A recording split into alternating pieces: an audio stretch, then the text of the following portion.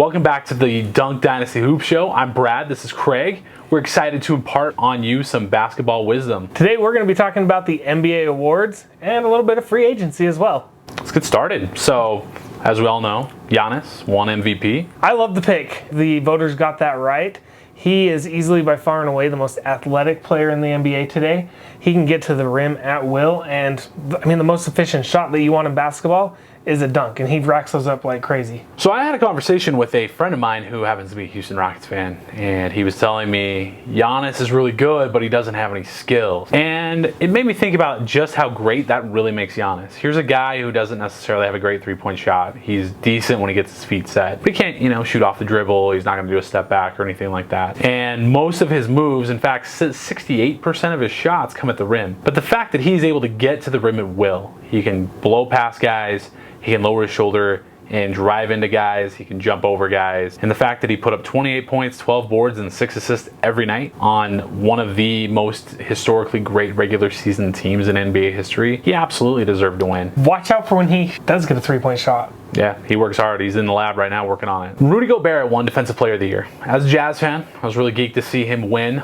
back-to-back Defensive Player of the Year. There have only been 10 players in NBA history who have won the Defensive Player Award more than one. You can't take that with a grain of salt, considering that the Defensive Player of the Year award goes back to 1983, and if that were around back in Bill Russell's day, he probably would have won it 14 times. Rudy is a defense in and of himself. The way the Jazz schematically plan every game is to funnel everything into the paint.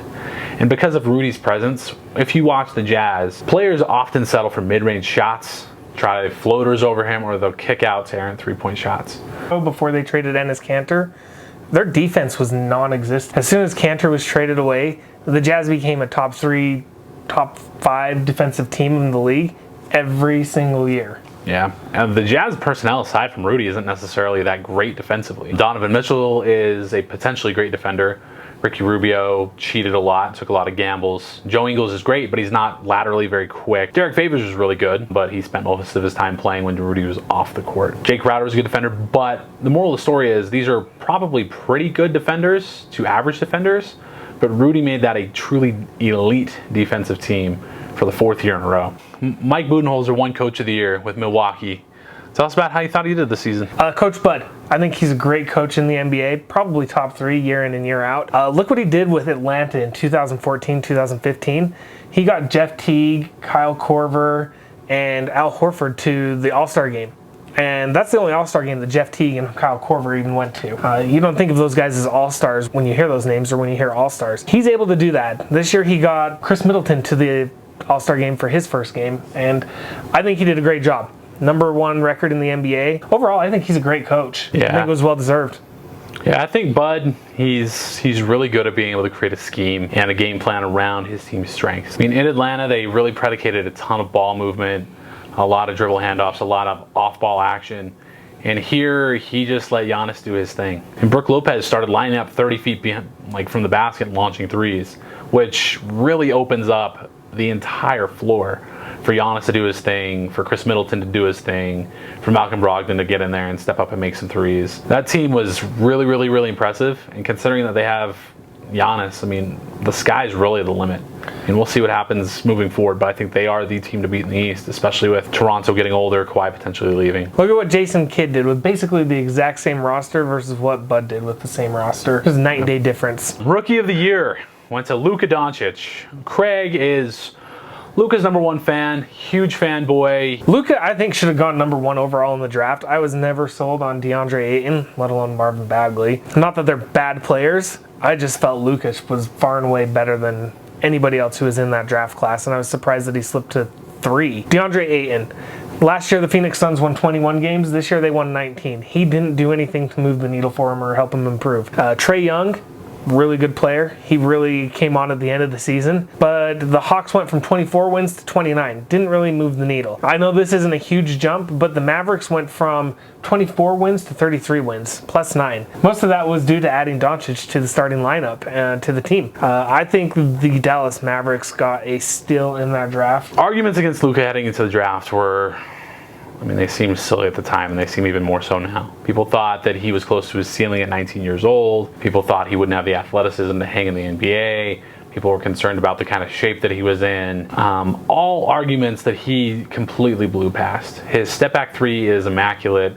His dribble drive game is immaculate. The ability he has to find his teammates, to rebound. The guy is absolutely fantastic. Luka is going to be a 10-time plus All-Star. He is fantastic. He is something to build around, and I think his ceiling is a potential MVP someday. Probably in about 2 years, look for Dallas in the playoffs. Sixth man of the year, that went to Lou Williams of the LA Clippers. And let me preface this by saying I don't necessarily think that Lou should have won, but I love Lou Williams. I love the way he plays the game.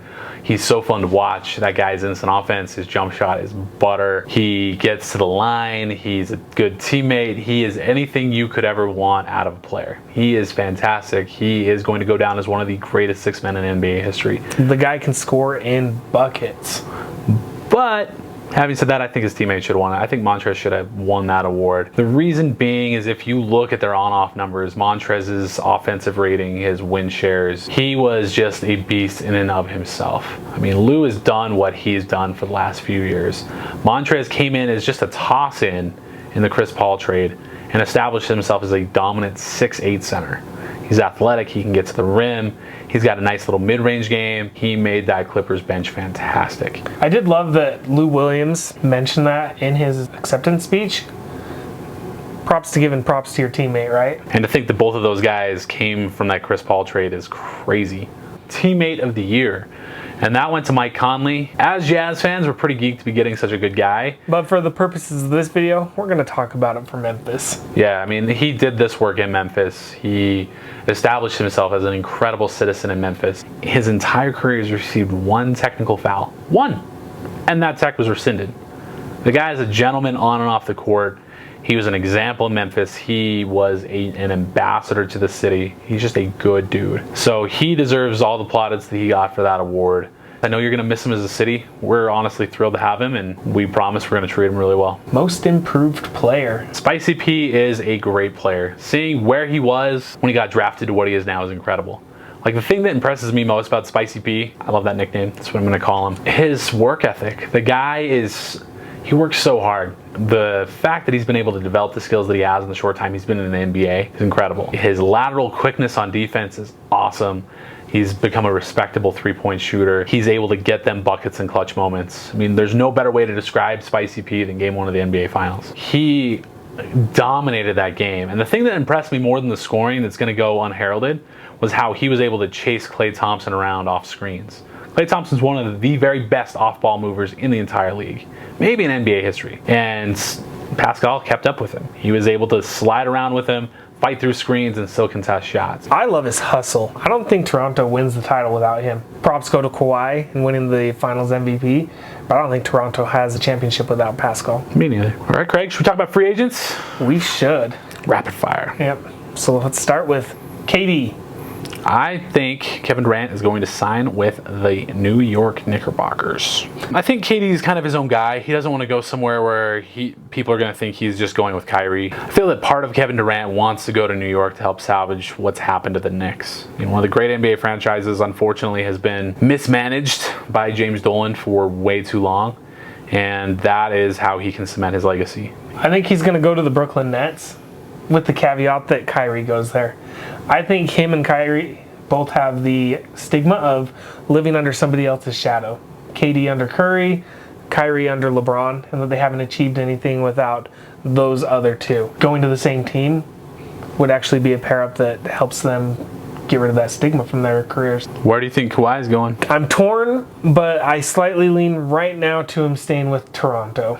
I think he's got a good thing going for him up there. The fans love him. I know he's from LA, but when you're in the NBA, you stay in your hometown very little. You're on the road 50% of the time, and you can live in LA during the summer. I think he likes Toronto, and I think he stays. But then again, Kawhi's kind of weird, so maybe sentimentality doesn't matter to him. Kawhi's a different guy.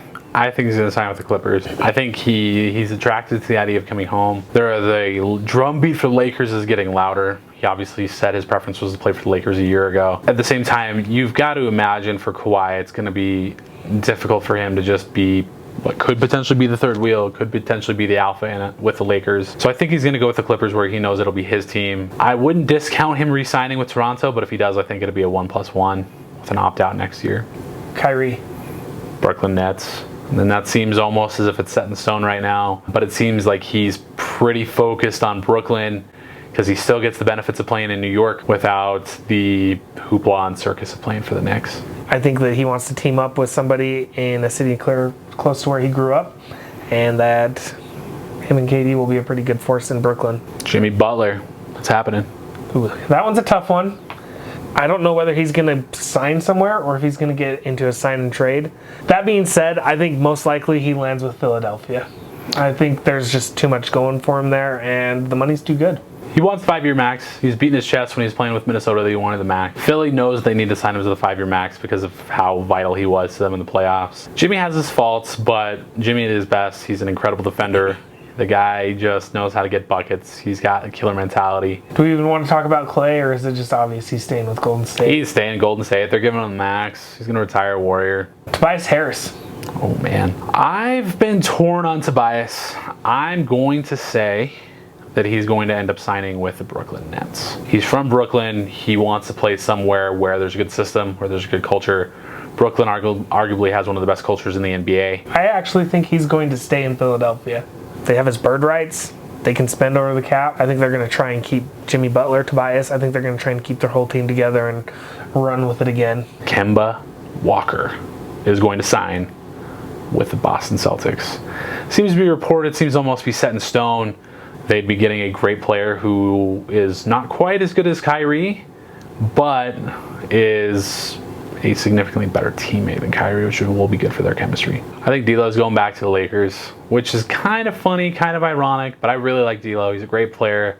His mid-range game is awesome. He's become a great three-point shooter. He can create off the dribble. He can do a whole lot of little things, and I think he actually complements LeBron really well. I think he is going to go to the Pacers. I think he'd be a great fit right next to Victor Oladipo. Their synergy would work good as a backcourt. I know there has been some mutual interest, but we'll see if the changes to the Lakers cap space changes that, like Brad said. I got to talk about Boogie. He's going to the Knicks. Knicks are just going to overpay him, give him a big fat one-year deal. He can go get his numbers. That Knicks team's going to be, they're going to be special. Oh, man. They will be fun to watch. There you guys have it. Thanks for watching. Give us a like, subscribe to the channel, throw some comments in there. Tell us what you liked, tell us what you didn't like, ask us any questions, and we'll see you next time.